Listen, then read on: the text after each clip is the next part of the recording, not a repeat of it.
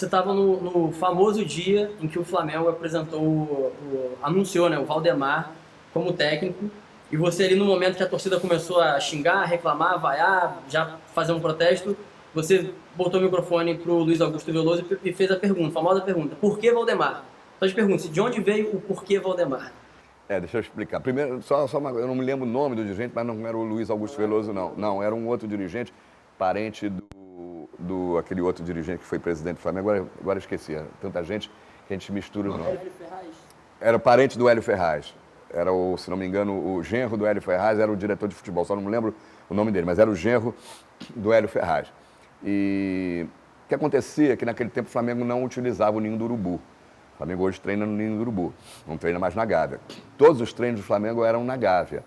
E você não tem como impedir a presença de público. No Ninho do Urubu não entra ninguém. A própria imprensa só entra com meia hora de treinamento. Na Gávea, a imprensa entrava desde o início, não tinha como impedir. E também os sócios, você não tem como impedir, estatutariamente impedir o sócio de entrar no clube. Então, os sócios do Flamengo, e principalmente os chefes de torcedor organizado, participavam todos os dias do treinamento, ficavam ali cornetando, como a gente fala, né? Vendo o treino, querendo saber uma notícia daqui de bastidor e tal, vendo a apresentação de um novo jogador, de um novo treinador, vendo os coletivos, e não era diferente.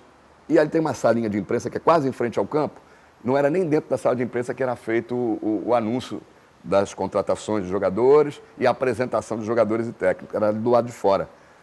E eles ficavam atrás, por exemplo, como a gente está aqui agora, eles ficavam assim, bem pertinho, 5 metros de distância, e o jogador dando entrevista para a imprensa, botando a camisa, ou o treinador sendo apresentado, ou o dirigente dizendo, contratamos fulano, contratamos ciclano. E aí a torcida do Flamengo estava sem treinador, e o dirigente foi anunciar o treinador, a torcida estava ali, 20 ou 30 pessoas atrás, né? E ele anunciou, então já temos novo técnico, está todo mundo esperando um grande nome, porque o Flamengo sempre se espera um grande nome para técnico, né? Aí ele anunciou, o novo técnico do Flamengo é Valdemar Lemos. Aí ficou assim uns 10 segundos de um silêncio ensurdecedor, né? Como disse, assim, ninguém entendeu, porque muita gente nem sabia quem era Valdemar Lemos, né? Aí ficou aquele ali, de repente a torcida se tocou, Valdemar Lemos, quem é esse cara? De repente, quem é esse técnico que veio para o Flamengo? Aí começaram, que é isso, gritando atrás, né? O dirigente aturdido, porque não esperava essa reação da torcida, né? A torcida já começou a xingar, filho disso, filho daquilo, pô, tem que trazer um treinador de nome e tal. Ninguém sabia o que falar, aí me veio a pergunta, né? Logo, a entrevista já tinha começado, ele tinha anunciado, alguém tinha que perguntar alguma coisa, né? Aí eu não perguntei nada, a pergunta que eu fiz foi a pergunta que me veio na cabeça assim, de reflexo. Eu falei, por que Valdemar? Aí ficou famosa essa pergunta. Hoje o pessoal brinca quando quer dizer por que alguém foi contratado, por que fulano, né? Mas foi assim, por que Valdemar? Aí ele explicou, não, Valdemar, aí começou a explicar, né? Valdemar fez um bom trabalho não sei aonde, tá, uma revelação, a gente acredita e tal, mas a torcida revoltada, quase que teve pancadaria naquele dia.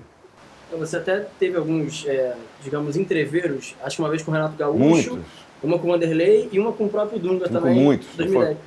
Você citou 3, eu tive entreveros com mais de 50. Os casos mais conhecidos foram esses, com Dunga, com Renato Gaúcho, com Filipão. Você acha que isso é muito da abordagem do jornalista ou também tem um pouco do fato do técnico, às vezes, não gostar do que está sendo perguntado, ou ele ter aquela aura de sou professor e não gosto de ser confrontado? Tem muito por aí. Em relação a treinador de futebol, quase todos, tem as exceções, são muito vaidosos. Se acham acima do bem e do mal. E devem pensar o seguinte, quem é este repórter do outro lado que ousa me fazer uma pergunta questionando a minha parte tática, a minha escalação, se eu fiz uma substituição certa ou errada? Quem é ele? Ele pensa que conhece futebol mais que eu? Claro que não. Então a maioria, primeiro, é muito vaidosa. Se acham acima do bem e do mal, não aceitam ser contestados e não têm humildade para reconhecer os erros. Esse é o primeiro caso. Quase sempre com treinadores de times grandes e de seleções. Como eu já disse, com raras exceções.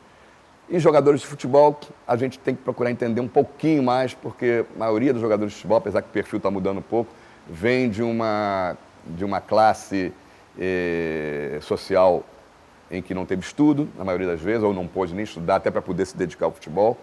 Vem de uma família muito simples, muito humilde, que não tem gente que possa dar um bom conselho. E estão cercados quase sempre de mais companhias. Pessoas que só querem aumentar o ego deles. Não tem gente dentro do ciclo de amizade dos grandes jogadores que chega para fazer uma crítica, diz, você não foi bem nessa entrevista, ou você não jogou tão bem. Ao contrário, as pessoas ficam inflando o ego, e essas pessoas que não estão preparadas para um sucesso, para sair de uma miséria, de uma situação de miséria, de repente está milionário, está podendo comprar tudo o que quer, quando antes passou fome, nunca teve um brinquedo, nunca teve. Então não estão preparados. Infelizmente, os nossos clubes não procuram preparar o outro lado do jogador, que é o homem, né? O ser humano. Eles só querem sugar enquanto ele traz benefícios dentro de campo, mas esquecem que existe por trás um homem, um ser humano, e que você tem que se preocupar em preparar ele também para a vida, preparar ele para lidar com as câmeras, com a imprensa, com o público, com todo mundo. A imprensa brasileira é ruim? Não, a imprensa brasileira não é ruim nem é boa. É igual a imprensa de qualquer lugar do mundo. Eu viajei muito e conheci jornalistas do mundo todo. E no mundo todo, não pensa que é só no Brasil. Tem jornalista vendido, jornalista que se vende, jornalista mau caráter, jornalista bajulador e jornalista sério que faz o seu trabalho. Isso tem nos Estados Unidos, isso tem na Europa, isso tem na América do Sul. Igual, o ser humano é igual em qualquer lugar. O que acontece é que nós vivemos num país em que, primeiro, a educação está bem mais atrasada em relação aos países mais adiantados, desses que eu citei, por exemplo, Estados Unidos e do continente europeu. Então, nós não somos tão bem preparados como a maioria dos jornalistas que trabalham fora. E segundo, nós lidamos, principalmente o que trabalha com futebol, com essa paixão popular e com essa loucura que é o futebol no Brasil. O futebol no Brasil é muito mais do que um esporte, é uma religião, é um momento em que a pessoa coloca tudo para fora, todas as suas ansiedades, seus desgostos, né? Então, muitos jornalistas não estão preparados para lidar com isso. Então, não sabem como se comportar perante uma câmera, um microfone, um computador. A imprensa brasileira não é melhor nem pior. Ela é igual em todo lugar. Eu só acho que falta uma melhor preparação para a formação de jornalistas.